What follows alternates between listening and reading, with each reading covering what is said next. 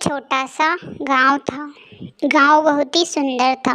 गांव के पास ही एक बहुत ही सुंदर तालाब था। गांव के लोग पानी का गुजारा उसी तालाब से करते थे।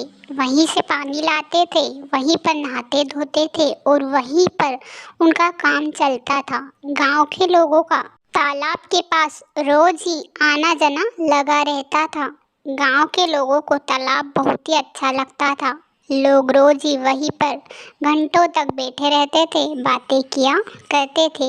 एक दिन की बात है जब वहीं पर से एक बहुत ही खतरनाक चुड़ैल गुजर रही थी। चुड़ैल को भी तालाब बहुत ही अच्छा लगा।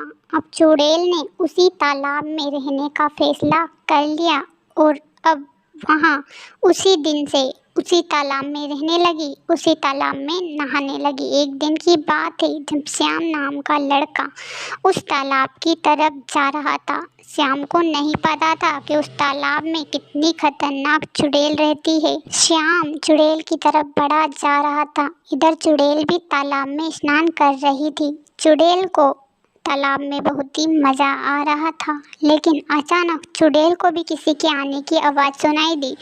चुड़ैल खुश हो गई और सोचने लगी कि चलो आज तो मुझे शिकार भी मिल जाएगा, आज तो मज़ा ही आ जाएगा, और वहाँ छुप जाती है। जैसे ही श्याम तालाब के पास आता है, चुड़ैल उसे दिखाई नहीं देती है और श्याम तालाब में नहाने का विचार करने लगता है। इधर चुड़ैल भी बहुत ही खुश हो रही थी। चुड़ैल सोच रही थी चलो इस तालाब में तो मुझे नए नए शिकार भी मिलेंगे, अब तो इस तालाब में ही रहूँगी, कहीं पर नहीं जाऊँगी। अब जैसे ही श्याम स्नान करने के लिए तालाब में आता है, चुड़ैल उसके पीछे आ जाती है और अब वहाँ उसको नीचे खींचने लगती है, जिससे कि श्याम डूबा जा रहा था। अब श्याम पूरा ही डूब चुका था। चुड़ैल को भी बहुत ही मज़ा आ रहा था और वहाँ श्याम को और ज़्यादा खींचने लगी। थोड़ी ही देर में श्याम नीचे की तरफ चला जाता। दिन बीत रहे थे। चुड़ैल हर दिन किसी न किसी इंसान को ख़त्म कर रही थी। इधर गांव के लोग काफ़ी परेशान थे कि आखिर गांव के लोग गायब कैसे हो रहे हैं। गांव के लोगों को कुछ पता भी नहीं चल पा रहा था, लेकिन उन्हें इस बात का ज़रूर पता था कि तालाब में कुछ गड़बड़ है, क्योंकि तालाब में जो भी इंसान जाता है वहीं ख़त्म हो जाता है। शीला नाम की औरत स्वयं तालाब में जाने का फैसला करती है। एक दिन जैसे ही सुबह होती है, शीला तालाब की तरफ जाती है और देखती है कि एक चुड़ैल उसमें नहा रही होती है। शीला बहुत ही परेशान हो गई थी और डर भी गई थी कि यही चुड़ैल ही लोगों को ख़त्म कर रही है। मुझे गांव के लोगों को यहाँ बात बतानी ही होगी। चुड़ैल को शीला नहीं दिखी थी। अब शीला धीरे धीरे खुद से ही बातें कर रही थी कि मुझे कैसे भी गांव वालों को यहाँ खबर देनी ही होगी, उस चुड़ैल को भी ख़त्म करना होगा, और वहाँ अपने घर की तरफ चल देती है। शीला धीरे धीरे अपने घर की तरफ जाती है ताकि चुड़ैल उसे ना देख पाए। शीला काफ़ी परेशान थी।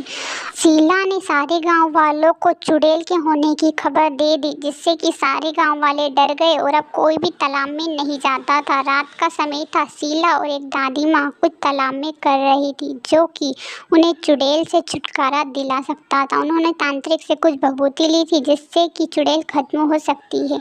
जैसे ही दूसरी सुबह होती है और चुड़ैल स्नान करने के लिए तालाब में जाती है, तो उसे कुछ खिंचाव सा महसूस होने लगता है। चुड़ैल खुद को नहीं संभाल पा रही थी और ना ही अब उसकी शक्तियाँ काम आ रही थी। अब चुड़ैल धीरे धीरे कर बहुत ही छोटी हो गई थी और छोटी होते होते वहीं पर ख़त्म हो गई थी। चुड़ैल को कुछ भी समझ नहीं आ रहा था। वह पूरी कोशिश कर रही थी लेकिन वह छुटकारा नहीं पा रही थी। चुड़ैल अब ख़त्म हो चुकी थी और गाँव वालों को चुड़ैल से हमेशा हमेशा के लिए मुक्ति मिल गई थी। अब तालाब में फिर से सभी लोग जाने लगे, खुशी खुशी स्नान करने लगे और अब गांव वाले बहुत ही खुश थे। शीला ने सारे गांव वालों को हमेशा हमेशा के लिए छुटकारा दिला दिया था। मुझे पता है कि आप भी अपने माँ बाप से सच्चा प्यार करते हो। अगर करते हो तो चैनल को सब्सक्राइब जरूर से कर लेना। अगर नहीं करते तो मुझे पता है कि आप सब्सक्राइब नहीं करोगे।